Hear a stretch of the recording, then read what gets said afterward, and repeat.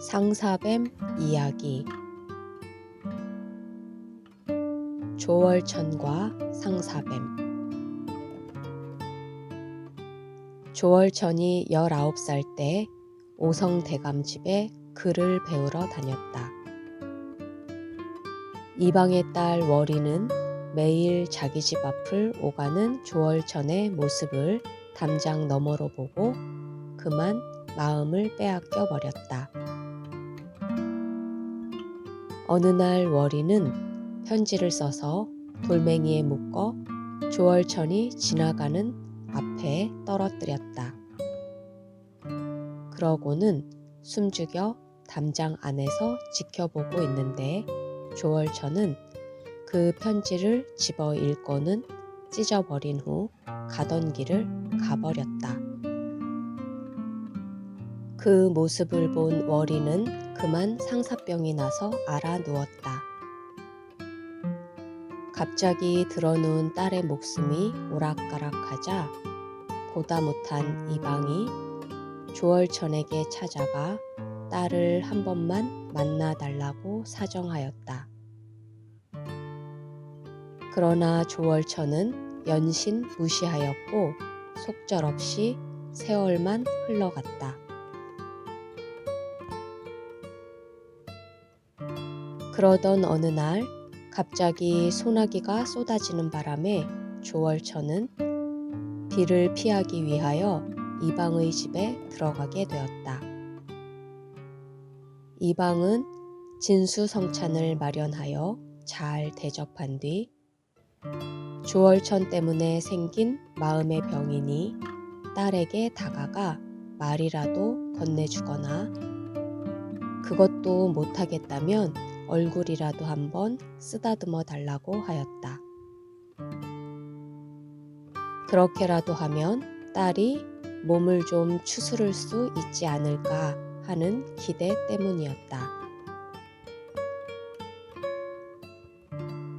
조월천은 이방이 하도 사정하니 억지로 발을 떼어 월이의 방에 들어갔다. 하지만 어찌할 바를 몰랐고 얼른 자리를 뜨고 싶은 마음뿐이었다.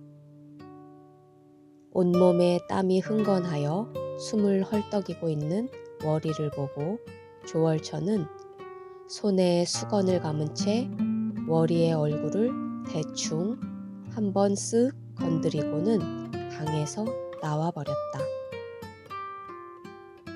월이는 자기가 산 것이라 손 닿는 것조차 꺼린다고 생각하여 크게 절망한 나머지 그만 상사뱀이 되어버렸다.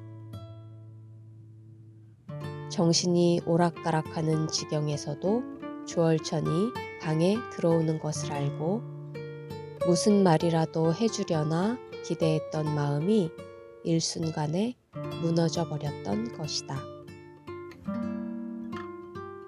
다음 날 조월천이 글을 배우러 갔는데 스승의 눈에 조월천의 뒤를 따라오는 뱀이 보였다. 뱀은 스승이 호통을 치자 물러났으나 다음 날도 그 다음 날도 계속 뱀이 따라오는 것이었다. 보다 못한 스승은 그 뱀을 잡아 붓대롱에 집어넣어 조월천에게 주면서 절대 뚜껑을 열지 말고 잘 간수하라고 하였다. 나중에 조월천의 동생이 호기심에 뚜껑을 열었더니 상사뱀이 튀어나와 조월천의 형제들을 모두 감아 죽이고 조월천도 죽였다. 그 일로 조월천의 집안은 멸족을 당하였다. 공주와 상사뱀. 옛날 금강산에서 수도하던 스님이 중국 공주가 천하일색이라는 말을 듣고 한번 보고 싶어서 중국으로 갔다. 궁궐 밖에서 서성이던 스님은 첩자로 오인받아 잡혀 죽어 상사뱀이 되었다. 상사뱀은 공주가 잠자는 사이에 몰래 공주의 몸에 붙었다. 상사뱀이 붙은 공주는 궁에서 쫓겨나 방랑하다가 금강산을 구경하고 싶어서 고려로 왔다. 그런데 금강산을 찾아가다가 길을 잘못 들어서 소양강 오봉산으로 갔다. 절 구경을 하려면 몸을 깨끗이 해야 하기에 공주는 상사뱀에게 잠시 떨어져 달라고 부탁했다. 공주는 폭포수에서 몸을 씻고 절로 향했다. 공주는 법당에 있는 짓담한 가사를 들고서 한 땀 한 땀 뜨며 자기의 기구한 운명을 부처님께 하소연했다. 그때 벼랑간 마른 하늘에서 벼락이 내리쳐 ጧ리를 틀고 기다리던 상사뱀을 죽였다. 공주가 중국의 황제에게 편지를 보내 상사뱀이 떨어진 내력과 사찰이 낡았음을 알리니 황제가 돈을 보내어 청평사를 짓게 되었다. 이순신과 상사뱀. 이순신 장군이 서당에 공부를 하러 다닐 때의 일이다. 서당에 가기 위해서는 큰 강을 건너야 했고 가는 길에 주막이 하나 있었다. 주막에는 관연한 무남동녀 외동딸이 있었는데 이순신이 공부하러 오르내리는 것을 보고 마음을 품게 되었다. 하지만 딸내는 술장사를 하는 천한 신분이었고 이순신은 양반집 대가였기에 차마 마음을 내보일 수가 없었다. 그러던 어느 날 이순신의 집에 그 주막의 영감이 찾아와 무릎을 꿇으며 자신의 딸이 도련님을 마음에 두고 상사병이나 사경을 헤매고 있다고 하였다. 그 말을 듣고 이순신은 진작 말하지 그랬냐며 그날 마침 친척들이 들고 제사를 지내는 날이니 손님들을 떠나보낸 후에 찾아가겠다고 하였다. 그러나 하필이면 제삿날 저녁에 비가 퍼부어 강이 불어나 도저히 건너갈 수가 없었다. 이순신이 다음 날 주막을 찾으니 밖에까지 울음소리가 들렸다. 간밤에 딸이 죽은 것이었다. 딸의 부모가 문을 열어주지 않아 이순신이 이유를 묻자 딸이 죽어 구렁이가 되었다고 하였다. 이순신은 그래도 문을 열라고 하였고 부모가 할 수 없이 문을 여니 구렁이가 고개를 번쩍 들고 있었다. 이순신은 위아래 옷을 모두 벗고 방으로 들어가 마음속에 넣어놓고 있으면 어떻게 아느냐며 구렁이에게 자신의 몸을 맡겼다. 그러자 구렁이가 이순신의 온몸을 한참 동안 칭칭 감고 있다가 풀어주었다. 그렇게 하고 집으로 돌아온 이순신은 장성하여 대장군이 되고 임진왜란 때 큰 공을 세웠는데 구렁이가 도와 그렇게 될 수 있었다는 이야기가 전해진다. 상사뱀과 상사바위. 옛날 한 스님이 시주를 하러 다니다가 문구멍으로 한 처녀를 보고 그만 한눈에 사랑에 빠지고 말았다.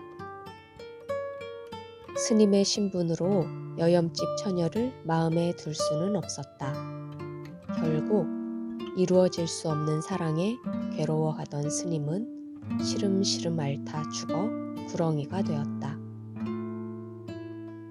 구렁이는 처녀를 찾아가 온몸을 칭칭 감고 처녀가 흘리는 눈물을 받아먹으며 살았다. 그리고 처녀는 점점 말라갔다. 마을 사람들이 총동원되어 구렁이를 떼어내려 했으나 도무지 구렁이가 떨어질 줄을 몰랐다. 마을 사람들은 한 몸이 되어버린 처녀와 구렁이를 산속의 연못가에 있는 큰 바위에 데려다 놓고 상사풀이를 했다. 온갖 짓을 다 해도 구렁이가 꼼짝하지 않자 동네 사람들은 구렁이와 처녀를 함께 연못 안으로 밀어 넣어 버렸다. 이후 그 바위가 상사바위로 전해진다. 남명과 상사뱀. 남명 선생이 서울로 유람을 가는 길에 한 여관에 들러 잠을 자게 되었다. 마침 여관은 부모가 상을 지내러 가서 처자 혼자 지키고 있었고 두 사람은 그날 동침을 하게 되었다. 다음 날 길을 떠나는 남명에게 처자가 언약을 하자고 하니 남명은 서울에 갔다가 보름 후 오겠다고 하였다. 그러나 남명은 보름 후 처자의 집이 아닌 자신의 집으로 가버렸고 처자는 그만 상사가 들어 구렁이가 되고 말았다.